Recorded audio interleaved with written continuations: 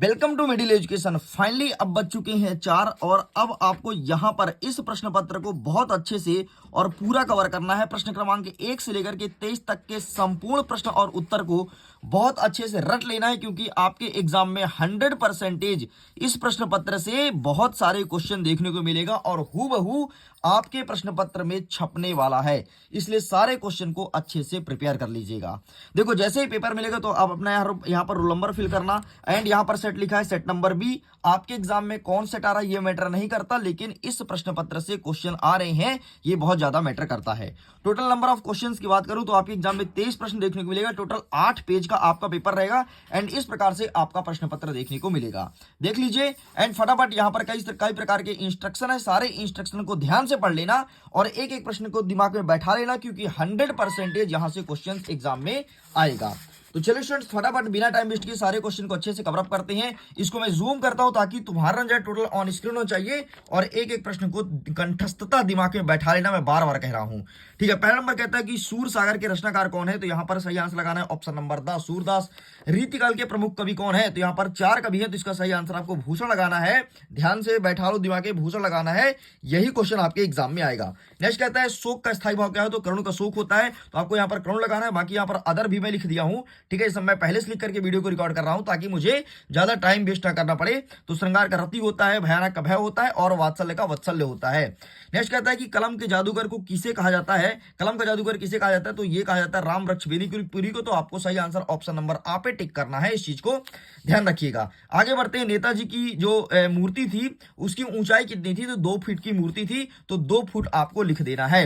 आगे बढ़ते हैं। सूर्यकांत त्रिपाठी निराला का जन्म हुआ है, कब उनका जन्म हुआ है, तो इनका जन्म हुआ था 1899, अर्थात ऑप्शन नंबर सा इस करेक्ट आंसर।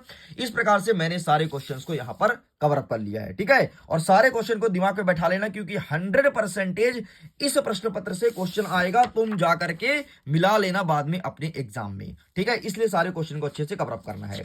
चलो आगे बढ़ते हैं। प्रश्न क्रमांक आपका 2 क्या कह रहा है, रिक्त स्थान की पूर्ति करो। पहला नंबर कहता है कि आधुनिक हिंदी कविता का प्रारंभ कब से माना जाता है, तो टाइम पीरियड पूछा है, तो इसका सही आंसर लगाना है आपको 1900 से माना जाता है आधुनिक हिंदी कविता का प्रारंभ। नेक्स्ट कहता है दोहा के द्वितीय और चतुर्थ पंक्ति में कितने कितने मात्राएं होती हैं, तो द्वितीय और चतुर्थ में होती हैं आपकी 11-11 मात्राएं। इस चीज को ध्यान रखिएगा। और पहले और तीसरे आपके एग्जाम में नहीं आएगा, क्योंकि पहले और तीसरे में 13-13 होती है, ठीक है। लेकिन ये वाला एग्जाम में देखने मिलेगा दूसरा और चौथा। 100% आपके एग्जाम में आज का ये प्रश्न रहने वाला है। आगे बढ़ते हैं। नेक्स्ट, छंद के डैश डैश प्रकार होते हैं। छंद के 2 प्रकार होते हैं, कौन कौन से, मात्रिक और वार्णिक। मात्रिक छंद में मात्रा गणना होती है, वार्णिक छंद में वार्णुक गणना होती है। नेक्स्ट, संचारी भाव संख्या कितनी है, तो याद रखिएगा 33 है, 33 संचारी भाव है। नेक्स्ट, समास के भेद कितने हैं, तो समास के कितने 6 भेद हैं, ठीक है। 6 प्रकार के समास होते हैं। नेक्स्ट, मुक्तक काव्य के कितने भेद होते हैं, 2 होते हैं, पाठ मुक्तक, गे मुक्तक, ठीक है। मैंने सबका आंसर पहले से लिख दिया है ताकि हमें ज्यादा टाइम वेस्ट ना करना पड़े। और देख लो, हमने इस 3 मिनट में 10 प्रश्न को कवर कर लिए हैं। आओ फटाफट अब सही जोड़ी देखते हैं, जल्दी सही जोड़ी देखते हैं और इसका आंसर कवर अप करते हैं, ठीक है। एक साइड का नंबर दिया, दूसरी साइड खा नंबर दिया, ठीक। पहला नंबर कहता है लेखक यशपाल की आदत, तो इसका सही आंसर लिखना है निठल्ले बैठ कल्पना करना, ये होगा सही उत्तर। जो ईश्वर पर विश्वास करता है उसे कहते हैं आस्तिक, इससे मैच करना है। काव्य की आत्मा क्या कहलाती है, रस कहलाती है, ध्यान सुन लो, ठीक है। नेक्स्ट, कई अंक वाली रचना नाटक कहलाती है, नाटक से मैच करना है। प्रगतिवाद के प्रमुख कवि कौन है, तो इसका सही आंसर तुमको लिखा है नागार्जुन। एंड 24 मात्राओं का छंद, ये आपका कहला जाएगा दोहा। इस प्रकार से आपका ये होता है कंप्लीट, ठीक है। दोहा में 24 मात्राएं होती हैं, याद रखना। दोहा एक सममात्रिक छंद है, ठीक है, सममात्रिक छंद है। चलो चलो, सॉरी, दोहा एक अर्ध सममात्रिक छंद है भाई, सॉरी गलती हो गई। दोहा एक अर्ध सममात्रिक छंद है, चौपाई सममात्रिक छंद है। आगे बढ़ते हैं, फटाफट एक वाक्य में उत्तर देखते हैं जल्दी से। एक अनार 100 बिहार का मतलब क्या होगा, तो वस्तु की पूर्ति कम और मांग अधिक, बस ये तुम्हें लिख देना है, ठीक है। वस्तु की पूर्ति कम और मांग अधिक। नेक्स्ट कहता है कि भोलानाथ के पिताजी गंगा में आटे की कितनी गोलियां प्रवाहित करते थे, तो 500 गोलियां प्रवाहित करते थे। दिमाग में बैठा लेना, फीड कर लो एकदम, गोली की रफ्तार में फीड करो, गोली की रफ्तार में तुम्हें एग्जाम में उतार देना है। नेक्स्ट कह रहा है कि कवि निराला ने बादल की तुलना किससे की है, तो कवि निराला ने बादल की तुलना बाल कल्पना से की है, मतलब बचपन से की है। नेक्स्ट, रस के कितने अंग होते हैं, 4 होते हैं। चारों मैंने नाम लिख दिया, स्थायी भाव, विभाव, अनुभव और संचारी भाव। स्थायी भाव की संख्या 10 होती है और संचारी भाव की संख्या 33 होती है। ये सब मैंने पहले से लिख दिया ताकि हमें यहाँ पर बार बार ना लिखना पड़े, ठीक है। मैं पूरा पेपर सॉल्व करके ही लाया हूं। नेक्स्ट कह रहा है कि गद्य की 3 गौण विधा लिखो। तो गद्य की 3 गौण विधा कौन कौन सी है? संस्मरण, रिपोर्टाज और डायरी। ठीक है, गौण विधा तुम्हारे एग्जाम में 200% देखने को मिलेगा। दिमाग खोल के सुन लो, 200% देखने को मिलेगा। नेक्स्ट कह रहा है कि समास के कितने भेद होते हैं? समास के 6 भेद होते हैं, मतलब प्रकार की बात कर रहा है। समास कितने प्रकार के होते हैं तुमको पता है? तत्पुरुष समास, अव्ययी भाव, बहुब्रीहि। ठीक है, और इसका कुछ आंसर मैंने लिखा हूं, जैसे आपका सबसे पहले आता है अव्ययी भाव समास। तो अव्ययी भाव समास में पहला पद प्रधान होता है, फिर आता है तत्पुरुष समास। ठीक है, तत्पुरुष समास में दूसरा पद प्रधान होता है, फिर आता है आपका द्वंद्व समास, इसमें दोनों पद प्रधान होता है, पहला और दूसरा दोनों पद। ठीक है, फिर आता है आपका द्वंद्व के बाद एक आता है बहुब्रीहि समास, इसमें कोई पद प्रधान नहीं होता है। ठीक, और 2 आपका बचा है, तो एक आता है द्विगु जो कि संख्यावाची होता है, और एक आपको बचा है, कुछ और बचा है यार, उसका नाम मैं भूल रहा हूं, उसमें एक पद विशेषण होता है, दूसरा विशेष्य होता है। ठीक, चलो इस प्रकार से यहां पर ये चीज मुझे लिखना चाहिए, लेकिन मैंने नहीं लिखा और मैंने अभी आपको बता दिया। चलो आगे बढ़े। 5वां नंबर कहता है सत्यासत्य लिखो। फटाफट ध्यान सुन लो। सूरदास वल्लभाचार्य के शिष्य थे, मतलब याद रखना सूरदास जी के गुरु का नाम वल्लभाचार्य था। तुम्हारे एग्जाम में 100% आएगा एंड तुमको सत्य लिखना है। नेक्स्ट देखो, मूरत मधुर मनोहर देखी पंक्ति में यमक अलंकार है, गलत बोल रहा है, यमक अलंकार नहीं बल्कि यह अनुप्रास अलंकार है, क्योंकि माँ माँ माँ कई बार आ रहा है। नेक्स्ट, भगवान शक्नि मुनि ने अपने धर्मोपदेश प्रकृति भाषण देते थे, बिल्कुल सही है। नेक्स्ट, न्याय के अनुसार आचरण करना न्यायशीलता है, बिल्कुल सही है। मृदंग एक तरह का वाद्य यंत्र है, बिल्कुल सही है। एलिजाबेथ जापान की रानी थी, गलत बात है, ये जापान की रानी नहीं था बल्कि इंग्लैंड ब्रिटेन की रानी थी। इस प्रकार से आपका ये होता है कंप्लीट। चल भाई फटाफट आप प्रश्न क्रमांक 6 से लेकर के और आगे के सारे क्वेश्चन को कवर अप करेंगे कि किस प्रकार से क्वेश्चन पूछे गए एंड क्या होगा इनका सही आंसर। मैं सबका आंसर ढूंढ लिया हूं, टिक कर लिया हूं, बस तुम्हें अब गोली के रफ्तार में सारे क्वेश्चन को दिमाग में फीड करना है। लेकिन इसके पहले मैं एक इंफॉर्मेशन देना चाहता हूं, अगर अभी तक तुमने हाइब्रिड सैंपल पेपर को परचेस नहीं किया तो अपने जिंदगी की सबसे बड़ी गलती कर दी हो। देखो यार 10वीं परीक्षा तुम्हें बार बार नहीं देना है, एक बार देना है, और हाइब्रिड सैंपल पेपर का मैसिव डिस्काउंट चल रहा है। जो हाइब्रिड सैंपल पेपर आपको 100 रुपए मिलता था उसमें 30% का डिस्काउंट लगा तो वो हुआ 70 रुपए का, फिर उसमें 30% का डिस्काउंट लगा तो वो हुआ 49 रुपए में। और ये ऑफर आज मतलब 27 तारीख को दोपहर 12 बजे एक्सपायर हो जाएगा। इसके बाद यही हाइब्रिड सैंपल पेपर को आप 100 रुपए में खरीद पाओगे, इस चीज को ध्यान रखिएगा। तो अगर तुमने नहीं खरीदा तो खरीद लो, सभी विषय का अवेलेबल है। एक विषय का मिल रहा है 49 रुपए में, जिसमें 4 सेटों का हाइब्रिड पेपर मिलेगा, 4 सेटों का, एंड 100% वहां से क्वेश्चन आएगा, इस चीज को ध्यान रखना, ठीक है। एंड इसके अलावा सभी विषय का अवेलेबल है। अब सभी विषय का 600 रेट बन रहा है, तो इसमें भी भयंकर डिस्काउंट है। तो आपको 600 नहीं देना है बल्कि आपको मात्र 299 देना है, इस चीज को ध्यान रखिएगा। और 12 बजे 27 तारीख को दिन में दोपहर में ये ऑफर एक्सपायर हो जाएगा। और तुम्हें लेना है तो पहले से परचेस कर लो और खुद को रजिस्टर्ड कर दो, पेमेंट कर दो, मतलब तुम्हारा रजिस्टर्ड हो गया। और जब आप स्कूल से रिटर्न आओगे तो आपको हाइब्रिड सैंपल पेपर सभी विषय का मिल जाएगा। चलो फटाफट आगे देख लेते हैं कि और कौन कौन से क्वेश्चन एग्जाम में आ रहे हैं, और ये 100% क्वेश्चन एग्जाम में आएगा, इस चीज को ध्यान रखना, ठीक है। सांस मत लो, बस सारे प्रश्न को कंठस्थता दिमाग में बैठा लो, अपने मित्रों तक साझा कर दो ताकि सबको फायदा मिल जाए। लास्ट टाइम है, फायदा सबको मिलना चाहिए, और यही रात अंतिम, यही रात भारी, ठीक है। सबसे पहले क्या है, रीतिकाल का संग्रह काल, ये रहा आंसर, ठीक है। नेक्स्ट क्या कह रहा है कि नई कविता की विशेषता, आओ सब दिखाते हैं, ये रहा नई कविता, ठीक है। फटाफट फटाफट, ठीक है, स्क्रीनशॉट। आगे बढ़ते हैं। जयशंकर प्रसाद नागार्जुन, इसका लिंक डिस्क्रिप्शन बॉक्स दे दूं, वहां देख लेना, ठीक है। नेक्स्ट, गोपियों के अनुसार राजा का धर्म क्या था? अर्थों कहता है कि बच्चों की दंतरित मुस्कान का कवि के मन पर क्या प्रभाव पड़ा है। तो गोपियों के अनुसार राजा का धर्म, राजा का धर्म, राजा का धर्म मैं तुमको बता देता हूं, ये रहा गोपियों के अनुसार राजा का धर्म क्या है, ठीक है। फटाफट इसका स्क्रीनशॉट ले लो। और दंतरित मुस्कान वाला आंसर ये रहा तुम्हारे सामने, आप इसका भी स्क्रीनशॉट ले लो, साइड करते हैं। नेक्स्ट, 9वां नंबर कहता है कि संगतकार किन किन रूपों में मुख्य गायक गायिका की मदद करते हैं, और अथवा कहता है कि कवि के अनुसार फसल क्या है। ये प्रश्न पूछा गया है, तो आओ हम दिखा देते हैं संगतकार वाला। सबसे पहले तुम देखो संगत वाला, ये देखो संगतकार का ये रहा आंसर, और कवि के अनुसार फसल क्या है, ये रहा आंसर। फटाफट आप इसका स्क्रीनशॉट ले जाओ फटाफट, और सारे प्रश्न को अच्छे से रख लेना। नेक्स्ट 10वां नंबर कहता है कि काव्य की परिभाषा लिखना है और उसके भेद भी बताना है। अरे भैया काव्य के भेद खोल दो, क्योंकि तुम्हारे एग्जाम में प्रश्न आ रहा है। और ये रहा तुम्हारे सामने काव्य की परिभाषा और उसके भेद, बस इसका फोटो खींच लो। चलो ये होता है यहाँ तक कंप्लीट। आगे बढ़ते हैं। नेक्स्ट फटाफट, अथवा कहता है कि अतिशयोक्ति अलंकार क्या होता है, इसका वर्णन करना है। तो आइए हम दिखाते हैं आपके सामने अतिशयोक्ति अलंकार। तो अलंकार के श्रेणी में ये रहा अतिशयोक्ति अलंकार, ठीक है। पुनरुक्त प्रकाश अलंकार 2024 से पूछा था, अतिशयोक्ति इस बार पूछेगा, अनुयुक्त 2023 से पूछा था, ठीक है। तो अतिशयोक्ति तुम्हारे पेपर में देखने को मिलेगा। आगे बढ़ते हैं, हास्य रस और चौपाई छंद पूछा है, तो आइए मैं हास्य रस दिखा देता हूं क्या होता है हास्य रस, ठीक है। तो ये रहा तुम्हारे सामने हास्य रस, ठीक है, बढ़िया। इसका एग्जांपल देख लो, एग्जांपल तुमको याद होगा, बंदर कहा बंदरिया से चलो नहाने गंगा, घर में छोड़ो बच्चे को होने दो हुड़दंगा। और तुमको भी हुड़दंगा करना है आज के एग्जाम में।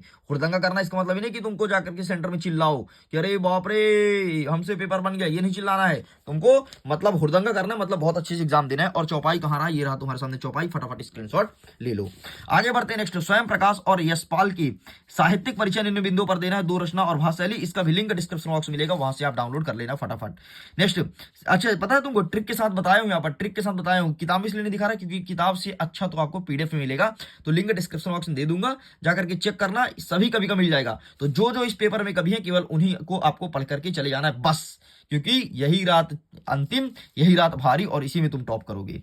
नेक्स्ट कहते हैं, सेनानी ना होते हुए भी चश्मे वाले को लोग कैप्टन क्यों कहते हैं। अथवा कहता है कि सहनाई के दुनिया में ढुमराव को क्यों याद किया जाता है। तो आइए मैं दिखा देता हूं कि सेनानी नहीं है फिर भी, सबसे पहले ढुमराव वाला देखो, ये रहा तुम्हारे सामने ढुमराव वाला, ठीक है। एंड सेनानी ना होते हुए भी, सेनानी ना होते हुए भी, इसका आंसर मैं दिखा देता हूं। एंड ये रहा तुम्हारे सामने सेनानी ना होते हुए भी, बस इतना तुम्हें कंप्लीट करना था, ठीक है। चलो खत्म। लेखा मणि भंडारू के व्यक्तित्व बताना है, और तुम कहता है कि लेखक के पिता ने रसोई घर को भटियार खाना क्यों कहा है। तो सबसे पहले तुम व्यक्तित्व देखो और भटियार खाना देखो, बस दोनों प्रश्न अच्छे से पढ़ लेना, ठीक है। ये रहा दोनों, ठीक, कंप्लीट होता है। नेक्स्ट हमारा कह रहा है कि कहानी और उपन्यास में अंतर बताओ, और रिपोतार से क्या आशा है, आपको ये बताना है। तो आइए मैं दिखा देता हूं कहानी और उपन्यास में अंतर, ठीक है। कहानी और उपन्यास में अंतर ये रहा आपके सामने, ठीक। कहानी उपन्यास में 4 अंतर, ठीक है। अच्छे से बढ़िया इसका फोटो खींच लो और अच्छे से रट मारो फटाफट। रिपोतार्ज क्या है, ये रहा। इसके साथ एक और देख सकते हो, जीवनी और आत्मकथा में अंतर, ठीक है। चलो आगे बढ़ते हैं। क्या कहता है कि संधि और समास में अंतर बताना है, और अथवा कहता है कि शब्द शक्ति किसे कहते हैं, ये कितने प्रकार का होता है। तो आइए दिखाते हैं संधि और समास में अंतर, संधि और समास में अंतर, फटाफट फटाफट फटाफट फटाफट। ये रहा आपके सामने संधि और समास में अंतर, टेक अ स्क्रीनशॉट, ये आपको लिखना है। एंड नेक्स्ट आपको क्या कहता है, शब्द शक्ति ना, वो भी तुमको दिखा देता हूँ, वेट करिएगा। अरे सब्र करो मेरे यार, आज के पेपर में टॉप करना है, ध्यान रखना, ठीक है। ये रहा आपके सामने शब्द शक्ति, टेक अ स्क्रीनशॉट फटाफट। अविधा लक्षण व्यंजना तीनों पढ़ लेना। अविधा मतलब होता है सामान्य अर्थ देने वाला, लक्षण मतलब लक्षण के आधार पर अर्थ देने वाला, व्यंजना मतलब होता है व्यंग मारने वाला, ठीक है, खत्म। नेक्स्ट क्या कहता है, माता का आंचल पाठ में अपने शब्दों में लिखना है। आओ हम इसका आंसर दिखा देते हैं कि तुम्हारे शब्द कहाँ गए, और तुम अपने शब्दों में से बखान कर देना, ठीक है। तो माता का आंचल, ये प्रश्न पूछा है ना, ये वाला प्रश्न देख लो, ये वाला प्रश्न पूछा है, एंड ये रहा इसका आंसर, पूरा पूरा इसे छाप के चले आना चुपचाप। चलो आगे बढ़ते हैं भाई, समय कम है, आगे बढ़ते हैं। नेक्स्ट हमारा कह रहा है कि हिरोशिमा की घटना विज्ञान का भयंकरतम उपयोग है, आपकी दृष्टि से विज्ञान का कहां तक दुरुपयोग हो रहा है, ये प्रश्न पूछा गया है। तो ये रहा आपके सामने विज्ञान का भयंकरतम उपयोग, इसका भी फोटो खींच लो। आगे बढ़ते 18 नंबर कहता है कि बादल गरजो वाला पार्ट से पूछा गया, अथवा कहता है कि नाथ सधुनी वाला पूछा गया, ठीक है। तो आगे आओ फटाफट इसको दिखा देते हैं, बादल गरजो बादल गरजो बादल गरजो। जस्ट वेट, मैं सबका आंसर दिखाऊंगा। ये रहा बादल गरजो, टेक अ स्क्रीनशॉट फटाफट, आप इसका स्क्रीनशॉट ले लो, संदर्भ प्रसंग अर्थ, और साथ में काव्य सौंदर्य जरूर लिख करके आना। ध्यान सुन लो, काव्य सौंदर्य जरूर लिखना, वरना नंबर कट जाएगा। और ये क्या पूछा, नाथ वाला ना, ये नाथ वाला पूछा गया है, एंड ये रहा इसका आंसर, ठीक है। फटाफट आप इसका स्क्रीनशॉट लो। अच्छा, बाकी इसका पीडीएफ डाउनलोड करना है तो पीडीएफ का लिंक डिस्क्रिप्शन बॉक्स में दिया गया है, सिंगल क्लिक में पीडीएफ को डाउनलोड कर सकते हो, जल्दी जाकर के डाउनलोड कर लो, ठीक है। अब आपका गद्यांश क्या कहता है कि जीप वाला पूछा गया गद्यांश, ठीक है, इसको देख लो। एंड अथवा क्या कहता है, अथवा का कहता है कि एक संस्कृति व्यक्ति नई चीजों खोजता है, ठीक है, संस्कृत वाले पार्ट से। रुको मैं ये भी दिखा देता हूँ फटाफट, ठीक है। ये सब का आंसर मैं ढूंढ लिया हूं भाई, बस तुम्हें अब सारा चीज पढ़ना है। एक संस्कृत व्यक्ति, ये रहा तुम्हारे सामने, इसका पहले फोटो खींच लो, ठीक है। इसमें विशेष लिखना है, ठीक है, इसमें विशेष लिख करके आना है, उसमें आपको भाव सौंदर्य, इसमें विशेष लिख करके आना है। एंड नेक्स्ट आपको क्या कहते हैं, जीप वाला ना, तो जीप वाला कहां गया, ये रहा तुम्हारे सामने जीप वाला, आप इसका फोटो खींच लो। चलो साइड करते हैं। नेक्स्ट कह रहा है कि बेटी बचाओ बेटी पढ़ाओ पर अनुच्छेद लिखो, अर्थों कहता है कि पर्यावरण सुरक्षा के लिए माँ बेटे के बीच में संवाद बताओ। मैं ऊपर वाला दिखा देता हूँ, बेटी बचाओ बेटी पढ़ाओ, बाकी पर्यावरण के बीच में माँ बेटे के संवाद आपको स्वयं से लिखना है, ठीक है। यहाँ पर अवेलेबल नहीं है इस बुक में, तो सबसे पहले आपको मैं अनुच्छेद दिखा देता हूँ। ये रहा बेटी बचाओ बेटी पढ़ाओ, फिर ठीक है, फोटो खींच लो, बढ़िया। और संवाद एक तो दिया है, लेकिन ये दिया है अधिकारी और नागरिक के बीच में। तो ऐसे ही आपको लिखना है। संवाद बहुत ही सरल है यार, हम तो कहते हैं संवाद अगर मैं तुमको ना भी बताता तो भी तुम कर जाते, इतना सरल है। ठीक है, 21 नंबर क्या है, अपठित गद्यांश लिखना है। गद्यांश को ध्यान से पढ़ लो। अब फटाफट इसका आंसर मैं यहाँ पर लिख दिया हूँ। ठीक है, गद्यांश का शीर्षक क्या होगा, खान पान होगा। अनमोल क्या है, तो शरीर अनमोल है, ये मैंने टिक कर दिया, दूसरे का उत्तर होगा। ठीक है, ये देख लो दूसरे का उत्तर है। नेक्स्ट क्या कह रहा है कि शुद्ध का और असली का विलोम क्या होगा, तो शुद्ध का हो जाएगा आपका अशुद्ध, यहाँ पर लिख देता हूं, असली का हो जाएगा नकली। ले भाई, इस प्रकार से होता है ये आपका कंप्लीट। आगे देख लो, बाकी ये क्वेश्चन अवेलेबल है, इसका आंसर ढूंढ लीजिएगा। इसका मैंने नहीं ढूंढा क्योंकि मुझे एक का आंसर दिखाना था। आगे बढ़ते हैं, नगर पालिका में मोहल्ले की सफाई के लिए आपको आवेदन पत्र लिखना है। अथवा कहता है कि वार्षिक परीक्षा की तैयारी के लिए पिताजी को पत्र लिखना है। तो आइए मोहल्ले की सफाई करवाते हैं फटाफट हम भी। ठीक है, हम भी सफाई करवाते हैं, आप भी सफाई कराइए ताकि जल्दी सफाई हो जाए और आपके एग्जाम में आ जाए ये प्रश्न। तो ये रहा तुम्हारे सामने आंसर, एंड नेक्स्ट आंसर ये रहा तुम्हारे सामने। आगे बढ़ते हैं, पिताजी को पत्र, पिताजी को पत्र लिख दो भाई साहब, ये रहा तुम्हारे सामने पत्र, पिताजी को पत्र लिख दीजिए। आगे बढ़ते हैं, नेक्स्ट क्या कर रहा है कि किसी एक पर रूपरेखा सहित निबंध लिखना है। जो ठीक लगे वो लिख करके चले आना। लेकिन अगर तुम मेरी ओपिनियन मानोगे, मेरी बात मानोगे, तो मैं सजेस्ट करूंगा कि जीवन में खेल का महत्व लिख देना, या फिर आप विज्ञान के बढ़ते चरण या विज्ञान के बारे में जो कुछ पूछे वो लिख देना। ठीक है, तो मैं दोनों को सजेस्ट करूंगा, तो आप दोनों में से कोई एक पढ़ लो। बाकी ध्यान सुन लो, रूपरेखा सहित लिखना है, रूपरेखा सहित लिखना है। इस प्रकार से मैंने हिंदी के प्रश्न पत्र को पूरा कंप्लीट कर दिया हूं। अब भाई जाओ और पेपर में छाप करके आओ, अपने मित्रों तक साझा कर दो ताकि तुम्हारे मित्र तक ये वीडियो पहुंच जाए और तुम्हारे मित्रों को भी बढ़िया बकायदे प्रॉफिट मिल जाए। चलो, तो मैं वीडियो को एंड करता हूं। Thanks for watching. पीडीएफ को जल्दी डाउनलोड कर लो, लिंक डिस्क्रिप्शन बॉक्स में दिया गया है। Okay, bye bye.